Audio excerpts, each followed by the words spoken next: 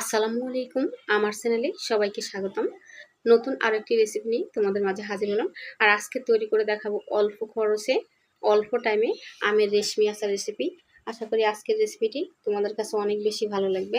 মূল উপকরণে চলে এলাম। প্রথমে দেখো এখানে একটি আম নিয়েছি। আমটাকে এখন আমি পিলারের সাহায্যে খোসা ছাড়িয়ে নিব।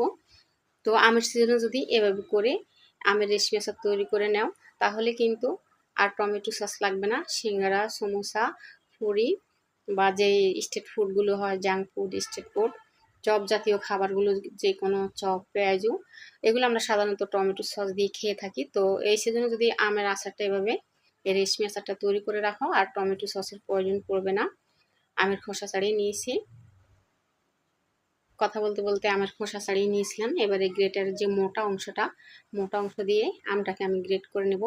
আর এই মুহূর্তে ছোট্ট একটি অনুরোধ করব, আমার আজকের রেসিপি যদি তোমাদের কাছে এতটুকু ভালো লেগে থাকে, তাহলে একটি লাইক করে দিও প্লিজ। তোমার একটি লাইক আমার এই রেসিপিটা আমাদের কাছে পৌঁছাতে সাহায্য করবে। আর আরও বেশি ভালো লাগলে চ্যানেলটি সাবস্ক্রাইব করার অনুরোধ করব সবাইকে। তো আমটা আমি গ্রেট করে নিয়েছি। আমটা দুদিন আগে কেনা, সেজন্য আমটা পেকে গেছে, একদম কাছে আনা হয়েছিল। আর অফ ক্যামেরা আরও অনেকগুলো আম গ্রেট করে নিয়েছি। এবারে সুন্দর একটি কালারের জন্য কোয়াটার চা চামচ হলুদ গুঁড়ো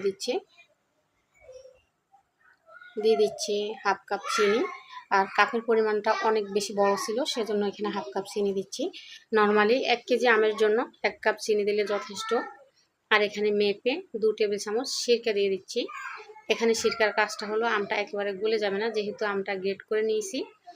যখন আমরা আচারটা তৈরি করব তখন কিন্তু আমটা গলে যাবে না, সেজন্য সিরকা, হলুদ আর চিনি দিয়ে একদম ভালোভাবে মিশিয়ে নিচ্ছি, যাতে সমানভাবে সম্পূর্ণ উপকরণটা আমের গায়ে লেগে যায়।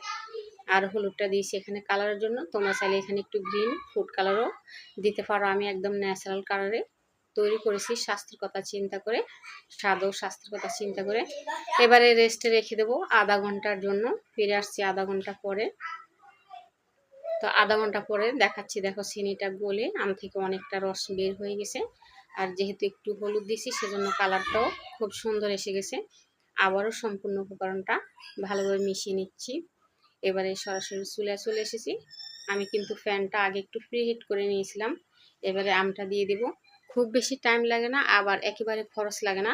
এখানে কোনো তেলের ব্যবহার হয়নি। তো বুঝতে পারছো সরিষার তেলের কিন্তু অনেক দাম। সরিষার তেলের দামটাও কিন্তু বেশি গেল। আমি কিন্তু অফ ক্যামেরায় আমটাকে কয়েক মিনিট জাল করে পানিটা শুকিয়ে নিয়েছি, চিনি থেকে যে পানিটা উঠেছিল। এবারে মুখ ফাটানো 2টো এলাচ দিয়ে দিচ্ছি। আর একটি বড় সাইজের তেজপাতা মাঝখান থেকে ছিঁড়ে দিয়ে দিচ্ছি 1 টুকরো দারুচিনি, তাও হাত দিয়ে একটু ভেঙে দিচ্ছি। ভালোভাবে নেড়ে নিচ্ছি। প্রথমে চুলার আঁচটা হাই হিটে করে কয়েক মিনিট নাড়তে হবে। এরপর যখন আমের গা থেকে পানিটা শুকিয়ে আসবে, তখন কিন্তু চুলার আঁচটা মিডিয়াম টু লো এর মাঝখানে রেখে অনবরত নেড়ে এই আচারটা তৈরি করতে হবে। আর এ পর্যায়ে দিয়ে দিচ্ছি সামান্য পরিমাণে একটু লবণ, যাতে স্বাদের ব্যালেন্সটা ঠিক থাকে। তো কয়েক মিনিট নাড়ার পরে দেখতে পাচ্ছ আচারটা কিন্তু হয়ে গেছে। চিনিটা কিন্তু অলরেডি শুকাতে আরম্ভ করেছে, প্যানের গায়ে লেগে যাচ্ছে চিনিটা শুকিয়ে। আর কালারটাও সুন্দর এসে গেছে। এবার আমি এই আচারটা তুলে নিব। একদম কম মশলা, অল্প টাইমে এই আচারটা ঝটপট তৈরি করতে পারো।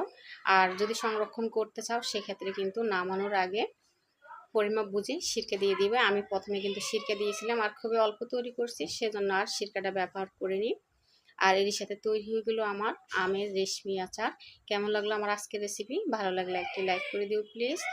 আর প্রতিদিন এরকম নতুন নতুন রেসিপিতে আমার চ্যানেলটি সাবস্ক্রাইব করে পাশে থেকো। সবাই ভালো থেকো। আল্লাহ হাফেজ।